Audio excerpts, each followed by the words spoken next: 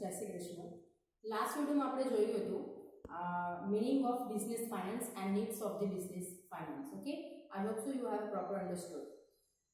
Today we are going to discuss about importance of finance in business unit, in business firm.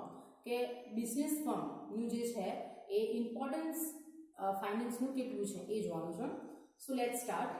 Finance is such an axis around which all the financial activities rotate. Means कि जो sufficient આપણી પાસે finance હોય તો આપણે easily આપણે જે activities જે છે રોટેટ કરે, દેટ મીન્સ કે સ્મૂથલી આપણે બિઝનેસ રનિંગ કરી શકીએ. Capital can be compared with the human blood. The importance of blood in human body is almost equal to importance of capital in business unit. કે જેમ આપણી human બોડીમાં blood કેટલું importance છે એમ બિઝનેસને શું કે લાઈવ કરવા માટે, બરાબર, તો બિઝનેસને લાઈવ કરવા માટે એ કેપિટલ જે છે દેટ મીન્સ ફાઇનાન્સ જે છે એ પણ બહુ ઇમ્પોર્ટન્ટ છે. એટલે કોની સાથે કમ્પેર કરી છે? Human body. જેમ હ્યુમન બોડીમાં જેમ બ્લડ ઇમ્પોર્ટન્સ છે તેમ બિઝનેસ ફર્મમાં ફાઇનાન્સ ઇમ્પોર્ટન્સ છે. To run all the activities of business on time, a proper financial system is inequitable. That means કે જો પ્રોપર આપણે જો બિઝનેસને રન કરવો હોય પ્રોપર, તો પ્રોપર શું હોવું જોઈએ આપણી પાસે? ફાઇનાન્સ એ એસેન્શિયલ છે.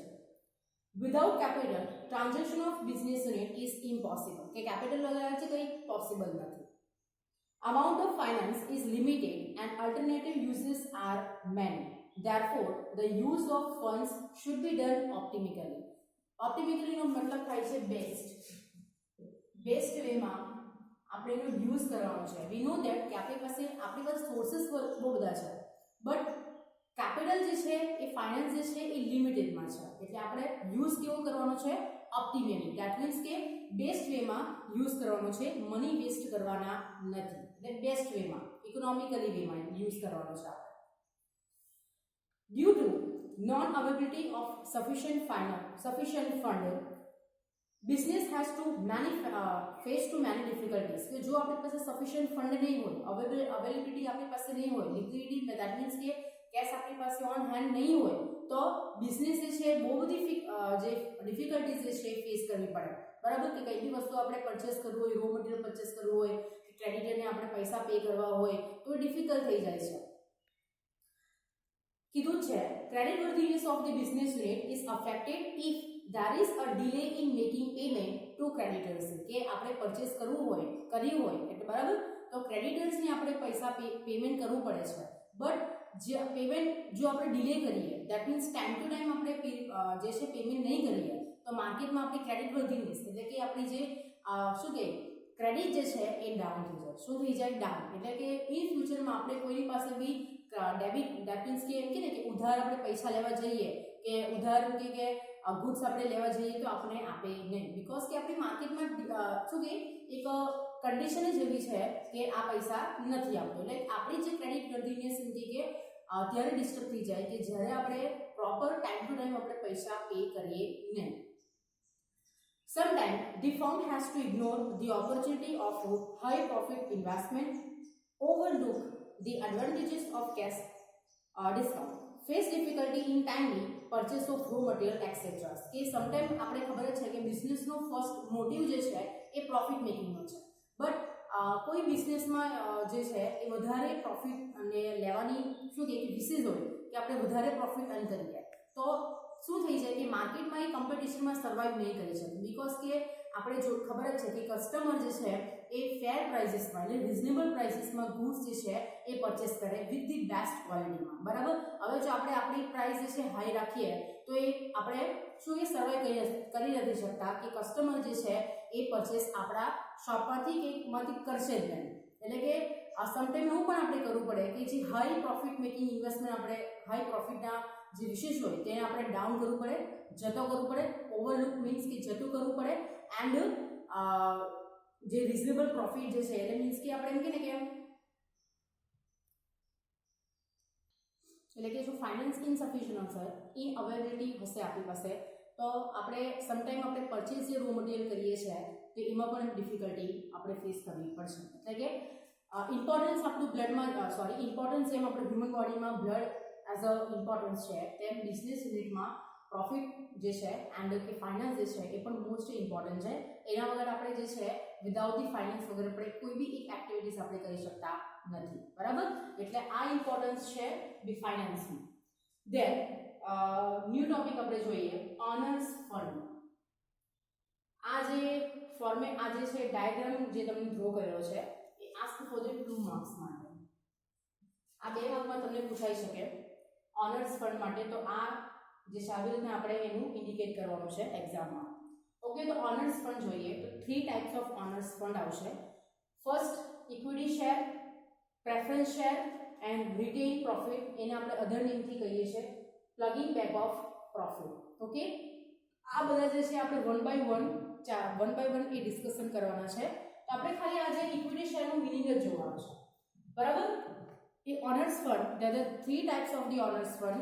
First equity share, second preference shares and third retained profit or another આપણે કહી શકીએ પ્લગિંગ બેક ઓફ પ્રોફિટ. આ જે અધર નેમ જે છે એ પણ તમારે રિમેમ્બર રાખવાનું છે બીકોઝ કે તમને 1 માર્કનો ક્વેશ્ચન હોય પૂછાઈ શકે કાં તો what is plugging back of profit કાં તો what is retained profit. Equity share, three type of equity share જે છે. First ordinary equity share, second sweat equity share and third other equity shares, other type of equity shares. તો equity shares માં આપણે 3 part પડે છે અને સબ point છે. First is ordinary equity share, second sweat equity share, third other type of equity share. આજે આપણે જે છે equity share નો ઓન્લી મીનિંગ જોવાનું છે કે what is equity shares. equity share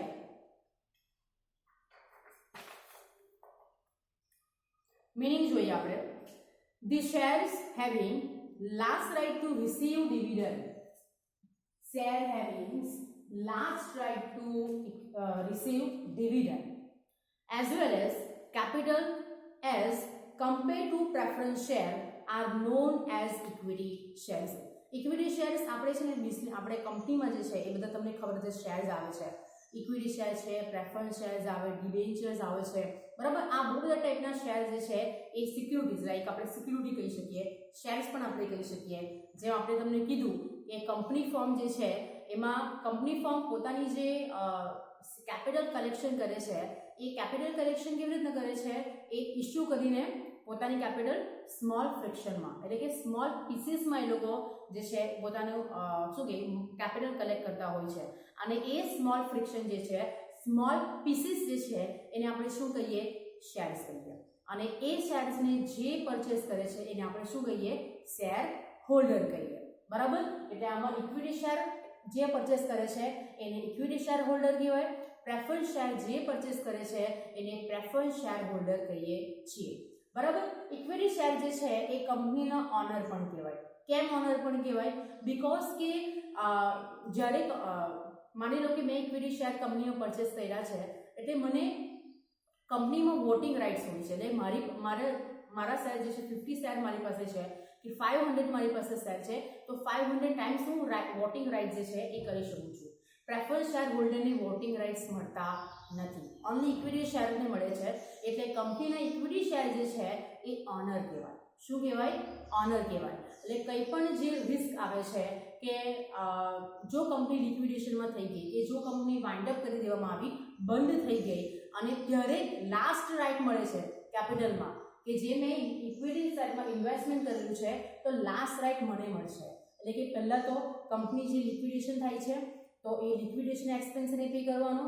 than જે બધા ડેપ્ટ જે છે જે ડિબેન્ચર હોલ્ડર જે છે એ બધા પબ્લિક ડિપોઝિટ બધાને જે પૈસા લીધેલા છે એઝ અ લોન તરીકે એને પેમેન્ટ કરવા પડશે.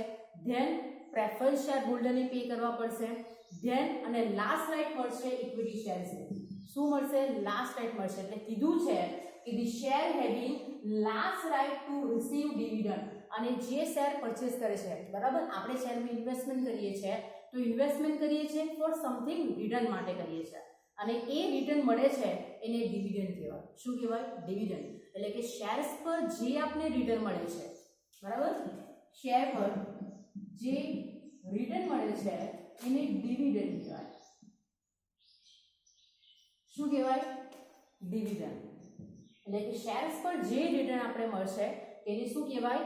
ડિવિડન્ડ કહેવાય. As well as capital as compare to preferred share are known as equity shares. બરાબર, એટલે કે પ્રેફર્ડ શેર પછી જે આપણને લાસ્ટ રાઇટ મળે છે આપણે કેપિટલ રિટર્ન કરવા માટે, આપણા પૈસા જે આપવા માટે, ડિવિડન્ડ આપવા માટે જે લાસ્ટ રાઇટ આપણને મળે છે તો એને શું કહેવાય છે? Equity shares. બરાબર, આ જો ડેફિનેશનમાં કે કંઈમાં તમને ખબર નહીં પડી હોય તમે મને પર્સનલી મેસેજ યા કોલ કરી શકો છો, બીકોઝ કે અહીંયાથી હવે આપણે બધા શેર્સનું જે છે થોડું આપણે બેઝ જે છે એને ક્લિયર કરવાનું છે. બરાબર, 12th માં આપણે આવે છે તો આપણે 11th માંનો બેઝ ક્લિયર કરવાનો છે કે what is equity shares and what is preference shares. હવે આપણે આના કેરેક્ટરિસ્ટિક્સ જોવાના છે નેક્સ્ટ વિડીયોઝમાં, તો એમાં પ્રોપર આપણે કેરેક્ટરિસ્ટિક એટલે વન બાય વન આપણે એનું ડિસ્ક્રાઇબ કરીશું.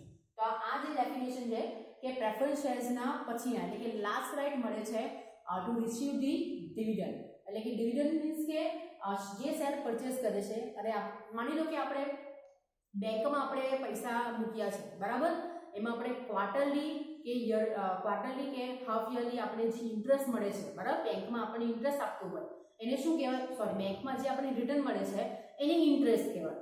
રાઈટ, બરાબર, કે બેંકમાં જે આપણે રિટર્ન મળે છે એને ઇન્ટરેસ્ટ કહેવાય. એવી રીતે શેર્સ આપણે પરચેસ કર્યા છે અને શેર્સનું આપણને ઇન્ટરેસ્ટ મળે છે, બરાબર, શેર્સનું રિટર્ન મળે છે તેને આપણે શું કહેવાય? ડિવિડન્ડ કહેવાય. એટલું યાદ રાખો. અને આ ડિવિડન્ડ જે છે એ કંપની માટે શું છે? ડેપ્ટ છે. ડિવિડન્ડ એ કંપની માટે ડેપ્ટ છે બીકોઝ કે કંપનીએ પે કરવા પડતા છે શેર હોલ્ડરને. એટલે ડિવિડન્ડ જે છે એ કંપની માટે, ફોર ધી કંપની માટે ડિવિડન્ડ જે છે એ ડેપ્ટ જે છે, અને ફોર ધી શેર હોલ્ડર માટે શું છે? એ ઇન્કમ છે. શેર હોલ્ડર માટે ઇન્કમ.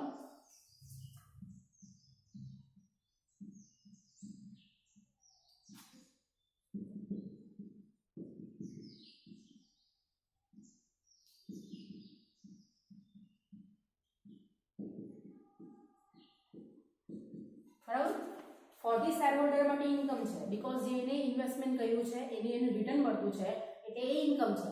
અને ફોર કંપનીએ એટલે કંપનીએ પે કરવું પડતું છે એટલે એના માટે ડેપ્ટ છે. ઓકે, તો પ્રોપર અન્ડરસ્ટુડ કરી લેજો. 2 ટાઈમ્સ વિડીયો જોઈ લેજો. કંઈ પણ અન્ડરસ્ટુડ નહીં થાય તો you can call me or message me. Thank you.